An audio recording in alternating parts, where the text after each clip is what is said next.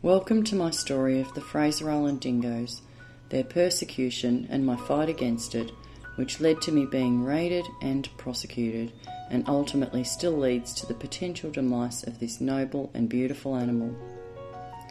I lived with the dingoes for 7 years. I used to sleep with them, go hunting with them or mind the pups while the adults went, go on territorial patrols, engage in ceremonies with them, and watch them mating. The trust the dingoes showed me by allowing me into their secret lives was the most humbling thing I have ever experienced. I had no idea that this lovely, gentle relationship would lead to a 10-year campaign to save what I believe to be one of the most placid creatures on this planet. But I also had to watch the dingoes suffer in ways I could never have imagined. It was Kira's pack I spent the most time with, but I befriended and named more than 80 dingoes. Out of these, at least 79 are now dead. With the suffering came the greatest gift of all. The dingoes allowed me to share their most intimate moments and sit with them while they died.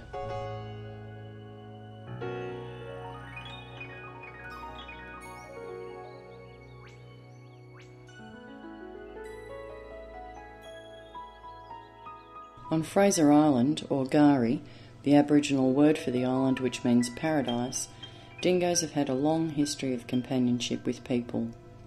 Our bachelor elders, particularly Auntie Mari, tell us charming stories about the dingoes as passed down from their parents and grandparents. They tell us that dingoes were always part of camp life. In fact, the dingoes were left behind at camp to look after and protect the children when people went hunting. I too found that dingoes were friends and protectors of people they loved and trusted. Sitting quietly for hours in the bush, either at a dingo pad or at a natal den, was always a wondrous experience. Would a dingo appear at the pad, and what would his or her response to my presence be? Would I see the puppies emerge from the den, or better yet, would I see the mother or father appear with some food for the pups? Would I finally meet a dingo offended enough by my presence to attack me? But of course I never did. Dingoes are placid towards us and each other. Contrary to what you may have been told, dingoes do not typically murder other dingoes' pups, but sometimes actually adopt them. Alloparental care, where animals defend and care for pups that are not their own, and adoption are scientifically recognised as altruistic traits of the dingo. In Kira's pack and others, the dingoes gave me the honour of this role. More often than not, it was the dingoes that were guarding and helping me. I always felt safe when dingoes were near me, and that I would be protected from any harm. To sleep with wild dingoes surrounding me would be something few people could conceive as safe, but those were the times I felt safest and most at peace. Watching dingoes raise pups is one of the most unique and rewarding things I have ever experienced. If more people understood the collaborative nurturing efforts dingoes made to raise their young, fewer dingoes might be indiscriminately killed by humans. This dingo mother is returning to her den. She is limping from an injury believed to have been caused by trapping when she was ear-tagged as a pup.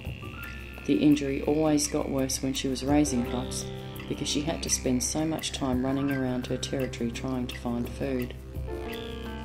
In the following footage of puppies howling, note that the mother joined in. She was sitting directly behind me.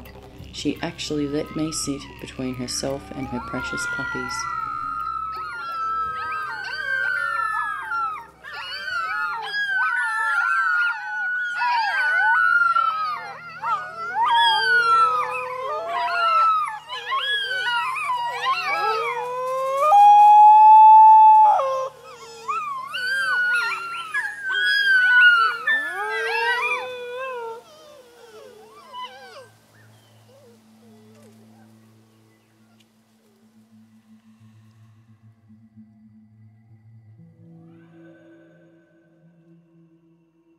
During my observations, I noticed how boisterously dingoes played. After watching dingoes play together and then watching them interact with humans, I realised that the dingoes were merely trying to entice people to play rather than attacking them. This was one of my most important discoveries. All attacks, or alleged attacks on people, are perpetrated by juveniles, usually pups less than 12 months old. After 7 years on Gari with the dingoes, it was apparent that they were biting people in an attempt to play. I believe that they see people as play, not prey. The significance of this fact is that juvenile dingoes are being given incident reports against them due to encounters with people. Codes typically used are C, D and E. Code C incidents include things like a dingo watching fishermen, a dingo walking through a campsite, a dingo simply being sighted on the beach. A Code C incident is considered serious and eventually leads to the dingo being classed as habituated. Code D incidents are supposed to include growling or snarling, but actually usually only include a dingo approaching a person closely. Several Code D incidents place the dingo in the category Code E, which means a destruction order is placed on the animal. It is obvious that QPWS does not understand normal dingo behaviour because there were no attacks in the history of Gari before they came along. The footage you are seeing would warrant a Code E incident report against these dingoes, and then they would be killed. I was often told by rangers I was lucky none of my encounters with dingoes escalated into attacks. Do you think it was really 7 years of unbroken good luck? Or was it my alleged magical powers of dingo whispering? Or was it just that the encounters would never have turned into attacks anyway? These dishonest incident reports have led to widespread misunderstanding of dingo behaviour and helped justify what I believe to be a deliberate campaign to wipe out any dingoes seen anywhere near people. On Gari, that means the entire dingo population. This dingo is nipping at my ankles. I was safe and she was merely playing, but she would have been killed for this. Sadly, when people are told that dingoes are trying to attack them, it leads to panic behaviour which excites the dingoes, as it would a canine dog, and they chase and sometimes nip people. One day in the bush I heard yelling from the beach. I saw a man in a state of panic surrounded by dingoes that he thought were attacking him. He's throwing stuff at him. Just stand still, mate. Just stand still. They won't hurt you. Just stand still. You're all right. No, you're okay. Yeah, you're okay. Don't. All that stuff excites them. No, that's okay. I know, and look, people are told that they're vicious, so they get scared. See, I thought okay, yeah. So that's okay. They're not going to. No. Okay. No. What happens is sometimes when they're really excited, Righto. They'll come in and nip and bite. But if you have a look how they're playing with each other. Yeah, they didn't seem like they were aggro, but hang on, there's a whole bunch of them, and I'm not real sure of these little buggers. And what are they doing? Things going around me. Oi, oi, oi. Like. Oi, oi. Okay, cool. Yeah, it can be very intimidating. Well, that's right. When they all oi, oi, cut it out, guys. Like, yeah. Don't mind you coming over to say hello, but hang on. Yeah. Hang on. See, as soon as you stopped and stood still, cool. Nothing happened. Okay. Yeah.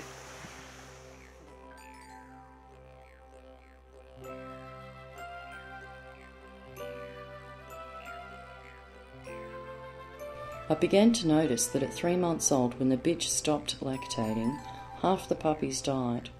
This was terribly distressing.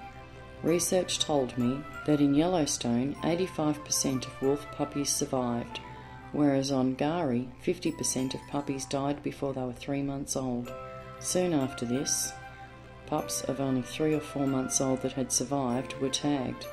This caused their ears to droop and effectively prevented them from hunting, because they needed both ears to be upright to locate sounds adequately.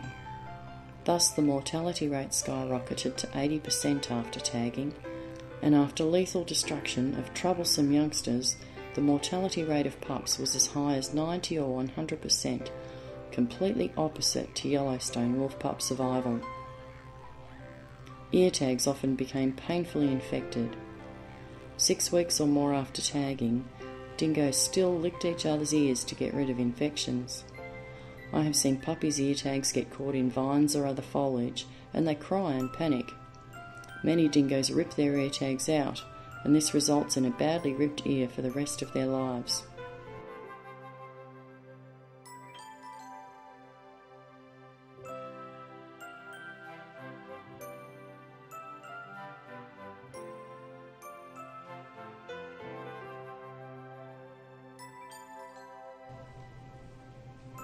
I also noticed that some adult dingoes either rejected their pups or killed them once they were tagged, a sad but well-known phenomenon of which QPWS should have been aware. Dingoes like people and like to be near us, but don't like their puppies to be touched by us. When I approached the Queensland RSPCA about this, they became hostile and presented my footage to the QPWS, which responded by starting a campaign against me for being a troublemaker. See if the guys do a U-turn, it'll be clear that they've come down specifically. Are you there, Dad? Yeah, I was actually followed all the way off the barge by a ranger, and usually they overtake me because I potter along fairly slowly. And I thought, I bet you any money that he's called somebody, because he pulled over to make a phone call. I bet you any money that he's called somebody to come down and meet me, which has happened. And they flagged me over, and yeah, we'll see if they keep going south or if they do a U-turn. If they do a U-turn, it means they specifically came down to meet me, and they're doing a U-turn. So yeah, they flagged me over. I locked my doors, got the video out. I already had the phone ready to call you. And yeah, they're doing a Yui now.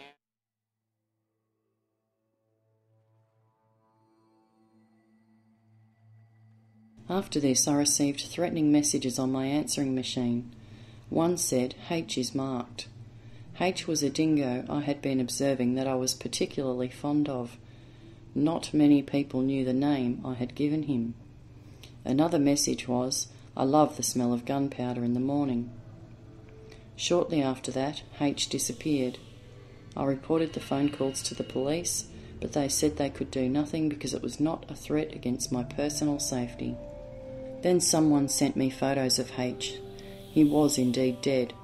I showed the photos to a professional hunter, and he said the wound indicated the dingo was shot in the back of the head with a big gun, a .45 or similar, and when I showed the local police, they agreed. It was terrifying to think of the lengths these people would go to get at me. They couldn't shoot me, but they said they would kill a dingo I was associated with, and they went through with it.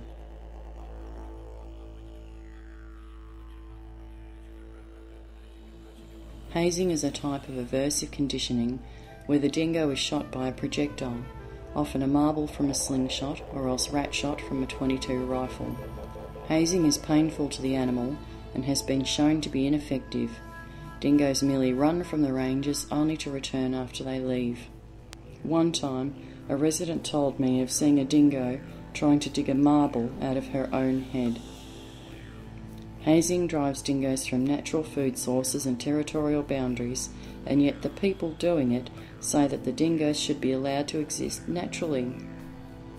It is acutely disturbing to see a puppy hazed when it was doing nothing other than sitting on a dune waiting for its mother. Hazing can cause spinal injuries and other dreadful wounds. Another hazing technique, condemned as cruel by the RSPCA in other states, but approved by the Queensland branch, is the use of electric shock aversive conditioning collars, which has also proven to be ineffective. Sadly, every dingo I know of given this treatment has ended up dead anyway, killed by QPWS. My pack, the Hook Point pack, was allegedly destroyed because I fed them, but this pack underwent intense aversive conditioning prior to their deaths. After the aversive conditioning took place, this stable pack scattered and left the bush, and they began to wander onto the beaches, where rangers mercilessly hazed them as if on purpose to drive them crazy. Despite this, the 4 dingoes that were destroyed on the one day never actually bit anyone. Even when they were being trapped to be killed, they were passive. QPWS knew that conditioning was wrong because after our campaign against it, they stopped doing it and in some cases shifted the blame to university students who were doing it with their permission. In Victoria, collars are illegal unless used with veterinary permission. They may not be used for more than 12 hours. The collar trial on my pack lasted 10 days.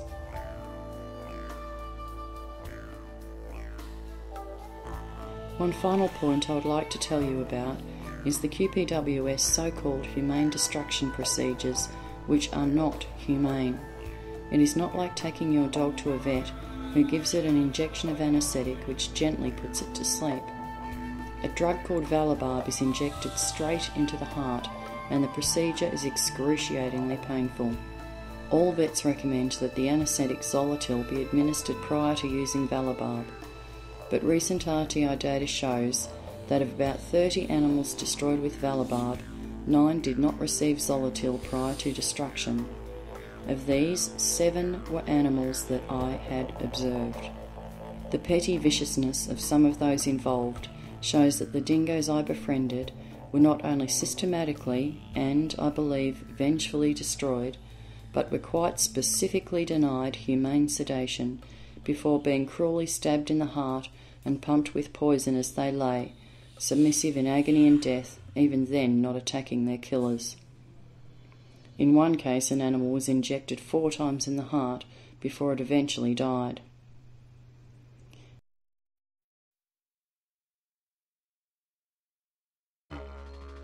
As if there wasn't enough horror in my life, with QPWS killing my pups and threatening me with $300 on-the-spot fines if I went near dingoes again, a so-called hazard reduction burn was lit on the island the day before a total fire ban. It was no coincidence that these burns occurred every year at whelping season, wiping out the shallow dens and the puppies in them, as well as other animals that the dingoes would prey on. Back when the DNR was managing fire control on the island, I was able to convince them to burn around dens and thus saved some puppies from being burnt alive. But my last year on the island, 2009, I believe it was no accident that a fire was lit which wiped out 12% of the island and the entirety of Kira's territory. You saw footage of Kira's beautiful natal den at the beginning of this presentation. Look what they did to it.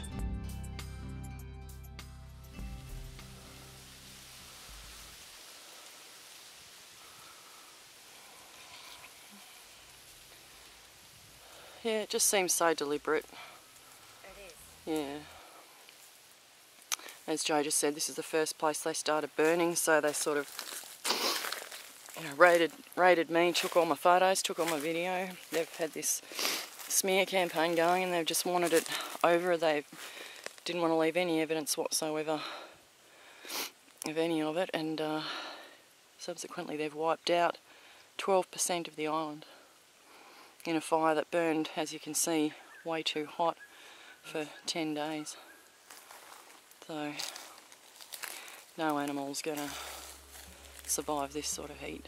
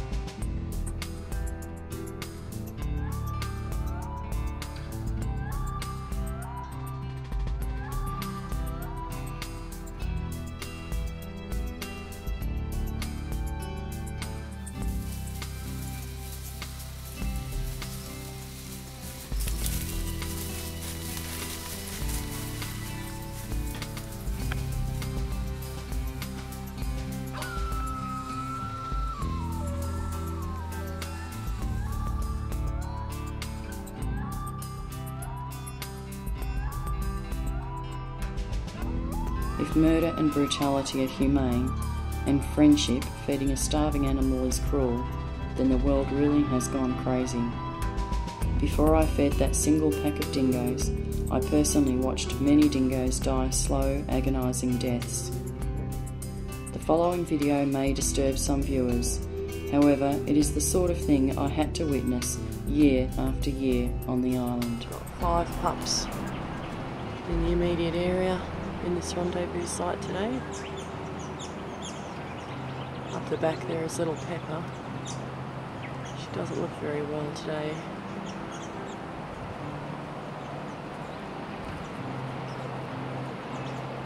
Hope she's okay. She doesn't bloody look alright, does she? Oh, bugger. Oh, brother, you don't look very good, sweetheart. Oh, no. Oh, no. You poor little thing.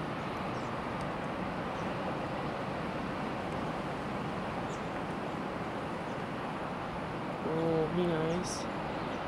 Oh, no. Oh, she's breathing, but only just. Oh, Pepper. Oh, darling girl. Oh, you poor little thing.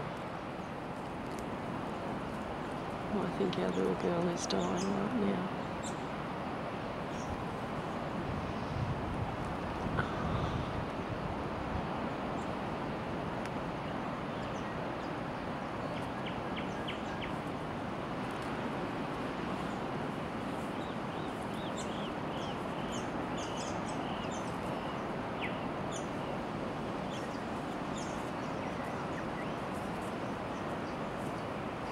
That's right, you cuddle up to her, good boy. That's a good boy. Good boy. Okay, they're all snuggling up to her.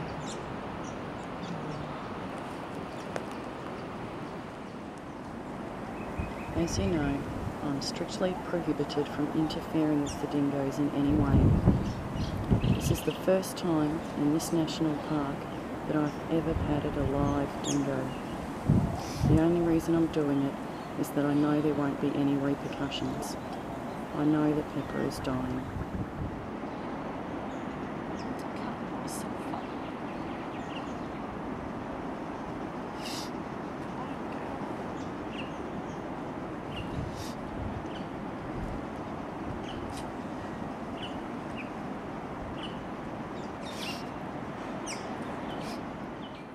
This is not going to be very pleasant footage. But I have found Pepper. Oh, the poor little thing. Oh, it's so unfair. Oh, the poor baby. This is just so sad, but I'm so glad I found her. Oh, little girl. What a tough little life she had, eh? Our little thing didn't have much of a chance, did she? Looks like this might have been a favourite spot of hers because there's a couple of little holes under this tree. I had a feeling that she'd come to a favourite spot. Thank you, baby girl, for the hours and hours of joy that you gave me. It's been such a pleasure knowing you. You were a beautiful dog. Beautiful, beautiful dog. You really captured my heart, little girl, with your courage and your love.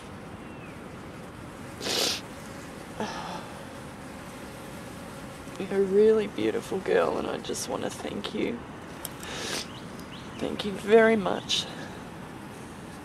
It's been an honour and a privilege to know you, girl. And I'm glad you're resting in peace now. And you're not in pain anymore. My biggest regret with this pack was of being so caught up in the political chaos that I was unable to feed them while I had the chance. The whole habituation argument is a contentious issue with dingo behaviouralists who don't believe it is true anyway. Ultimately, all the pups from this litter died. That is a 100% mortality rate. Is that acceptable in a World Heritage National Park? I'd spent 6 years on the island observing death at close quarters, and eventually during my 7th year I had given in and fed dingoes. Mostly what I gave the pack was food derived from the island in the form of fresh coconut gathered on the island, which is an excellent food source rich in many nutrients and which allowed them to have just enough energy to go hunting. I could never possibly have conceived that this act of mercy, and yes, anarchy and rebellion against cruelty, would lead to the raid which ultimately culminated in a $40,000 fine for feeding starving animals and a 9-month jail sentence suspended for 3 years for observing dingoes at natal dens, which I had a permit for. This has damaged my health considerably to the point that I am now on doctor's orders to stop work immediately. Yet people have fed dingoes for years. The reason for the prosecution was clearly to shut me up, but thankfully the prosecution actually gave me a voice, and this voice has enabled me to tell more and more people about the problems on Gari. My dingoes would have been killed no matter what, but most of all they were killed to cover up a dark secret, a crime of appalling proportions, a crime of incompetence and malice. The dingoes and I were all victims of a desperate government's need to blame almost anyone else for the tragic consequences of its own policy making. Much of the earthy magic of Gari is gone now, gone to the spirit world of the Hook Point dingoes, killed for being friendly, for being hungry, for being tormented beyond reason. Now there are no more Hook Point dingoes. They killed them all. The QPWS may deny that its policies were aimed at extermination, but that is what those policies achieved. The QPWS knows it must never admit the existence of the paradise it destroyed. They will tell us there never was such a place as Gari, that there never could have been the Eden or paradise of Fraser Island, where a unique population of dingoes provided us with a rare remaining link to the wild world. But I can tell you it did exist. At the very least we can remember and tell stories about its existence. It's almost too late to change it back. It is time for the world to take action, and only international pressure will accomplish this. Please help me to make this happen. Our dingoes are precious, and they deserve our help.